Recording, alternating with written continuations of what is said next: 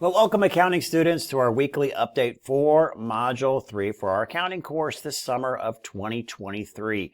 All right, in our weekly updates, I kind of like to talk a little bit about what we did and then also talk about what we are going to be doing this week. And if you stay through the entire video, you will get a special treat. So make sure you watch the entire video. It might be worth your while. All right, so let's talk about last week. Last week we had our learning activity, which was a topic essay. I use the term essay kind of loosely, but a topic essay on health insurance. And then we also had our regular quiz. For the most part, everybody did a great job on the topic essays. Now, if you're not getting the full points for the topic essays, please read the feedback, but it's usually in two different areas. One is you're not answering all of the essential points that I want you to address in that learning activity for the week. So I usually have 3 or 4 things that I want you to hit on for that week. Make sure you're hitting those. And then also that you're addressing these areas in sufficient depth. So what does sufficient depth mean? Well, it usually means about 2 pages. So when you're done with these things, they should be almost 2 pages long. If you're 1 page and 1 sentence on the second page, you're not covering those in sufficient depth. Now, I will say that whatever points that I want you to address in that week's assignment, if we do have that type of assignment, it's usually low-hanging fruit. And what I mean by that is there's plenty of stuff to write on these topics, textbooks. So I think you can find 1 or maybe 2 paragraphs on these particular points that I want you to address in the essays. So that's pretty much it if you're not getting the full points.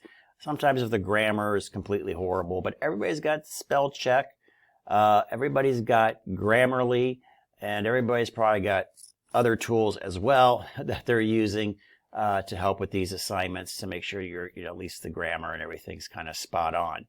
So there you go. So that's kind of going with that assignment. Again, great job. A lot of 100s for last week. All right, so let's talk a little bit about what we are doing this week. So this week, Module 3, going over the balance sheet and statement of cash flows. Everybody's got to love the balance sheet. It's like the best thing in the world. That in the income statement. Really, guys, if you go away with knowing a couple things out of this course, it's the income statement and the balance sheet. Know how those two work and know how they are different. They're 2 different types of, I guess, pictures of the organization. So there you go. But this week we're talking about the balance sheet. And also we have a midterm, a progress journal, our first progress journal, and a learning activity. So we already kind of know how the learning activities work. It's kind of your homework. Midterm, talk about that in just a moment.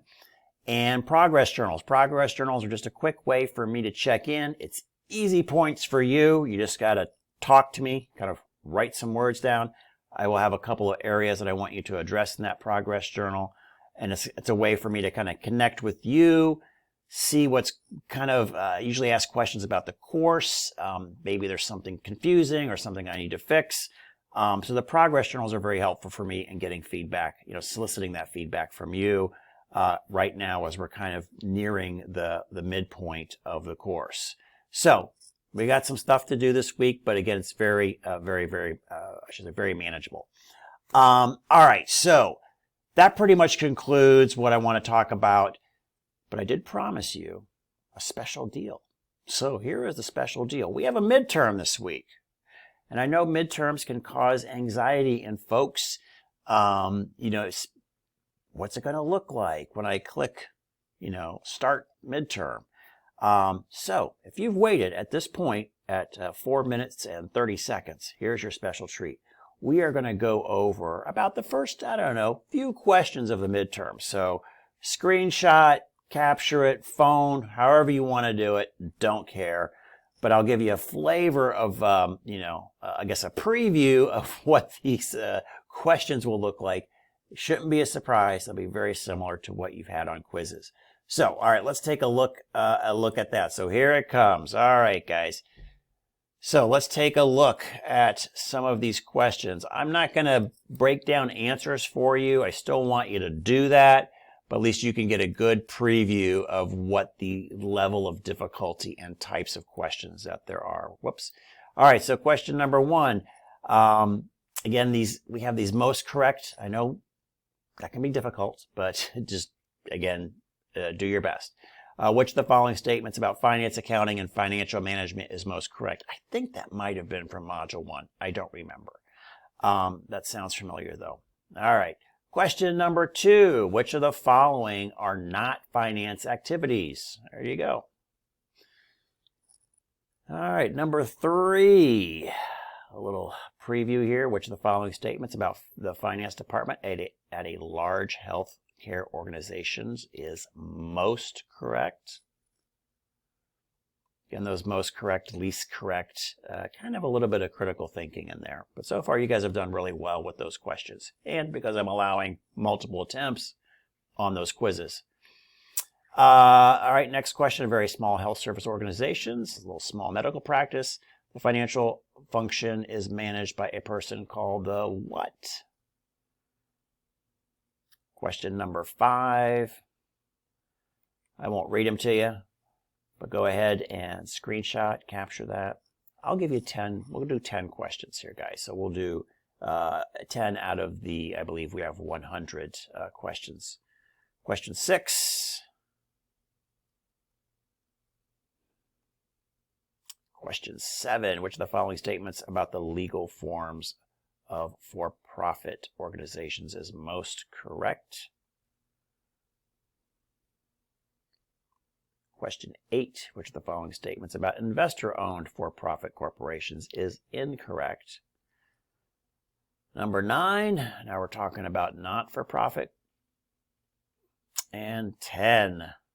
Which of the following individuals or groups are not stakeholders in not-for-profit corporations?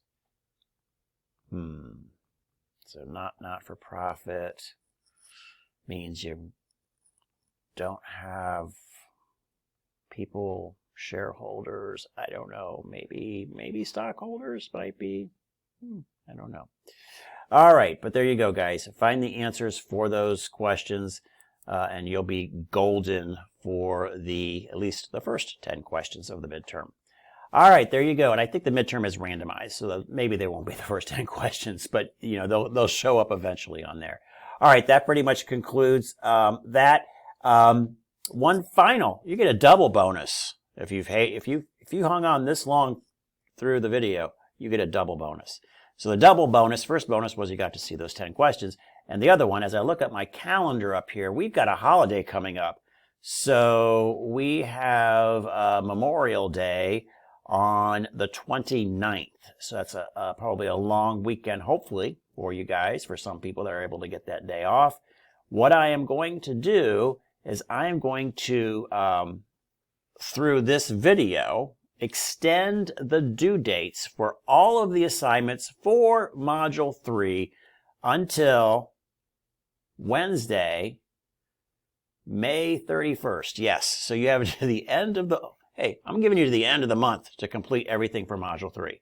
So that gives you a little bit of extension, about 3 days extension on these assignments for Module 3 if you've watched this video, because I'm not going to change the due date in the course.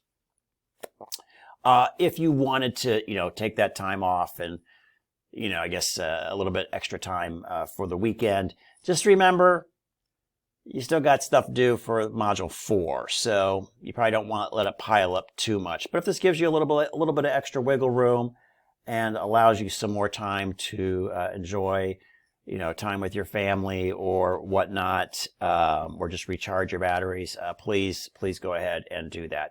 All right, everybody have a great week, and again, have a fantastic holiday weekend, and I'll check in with you next week. Thanks.